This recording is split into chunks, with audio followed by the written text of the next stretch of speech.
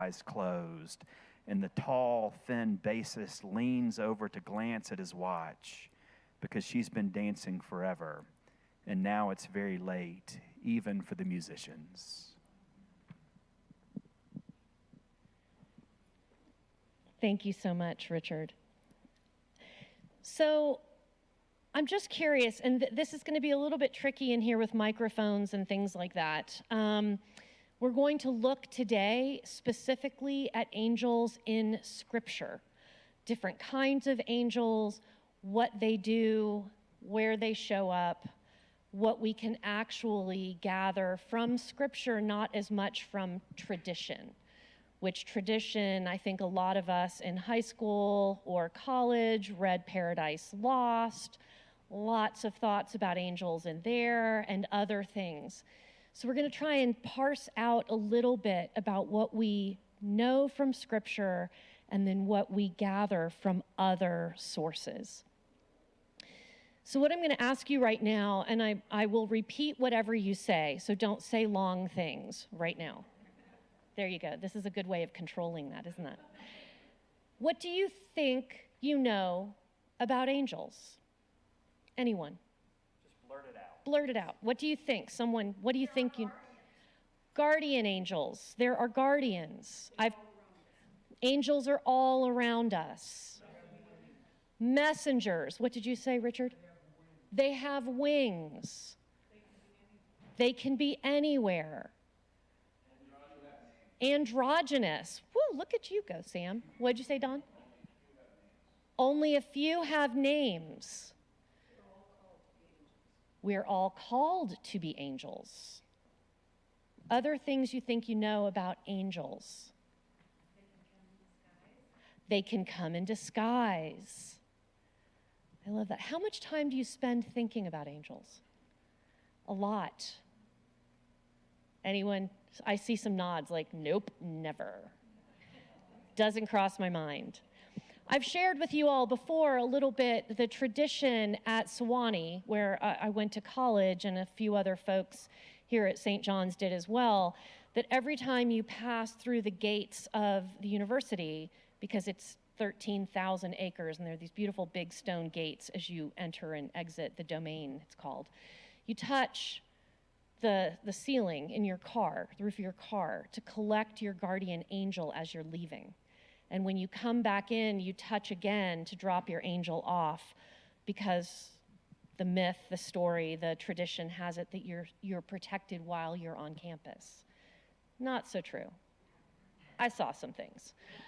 But so angels, for some, are very much a daily part of our lives. You look like you want to say something. Yes. He's got the agenda that I made, but I forgot my copy. So here is, since we did a poem, now we'll do something just a little more linear, which is helpful. There is something called, it's a great resource, it's called the Episcopal Dictionary. It's edited by a guy named Don Armentrout, who's long since died, who taught at Sewanee. But it's really good, and you can get it on Amazon and other places. It has definitions of words like knave, narthex, and angels. It's a big book. This is what it says about angels. Created spirits, and the created part Katie's going to emphasize in a bit, created spirits that are understood to be sent as messengers of God to human beings. Angels are spiritual beings of a different created order from humanity. They are, and I quote, spirits in the divine service, sent to serve for the sake of those who are to inherit salvation, according to Hebrews 1:14. Angels are pure spirits because they do not depend on bodiliness or matter for existence. Divine interaction with people is often heralded by angels in the Bible. Rob will talk about that in his sermon, Bishop Rob. For example, angels announce Jesus' incarnation in Luke 1 and the Nativity in Luke 2. Angels minister to Jesus after his temptation in the wilderness in Mark 1 and before his arrest and crucifixion in Luke 22. An angel rolls back the stone after Jesus' resurrection in Matthew 28. Angels herald Jesus' victory over death in Matthew 28 and John 20. Angels serve God's glory and power. Angels are involved in God's judgment by separating the wicked from the righteous in Matthew 13.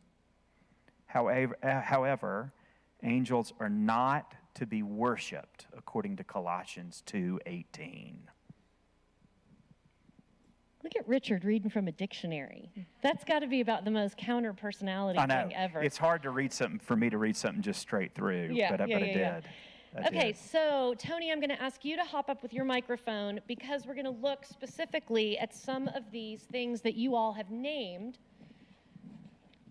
about kinds of angels and what they do. So I'm looking for someone who has guardians from the Psalms, Psalm 91. Perfect. Mariella, will you stand up and read that with the microphone? For he will command his angels concerning you to guard you in all your ways.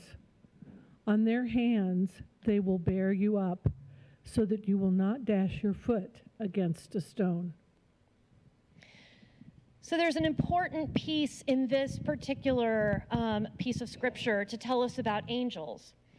For he will command his angels concerning you. Angels, according to scripture, do not have free will. They don't just pop around doing whatever they want when they want.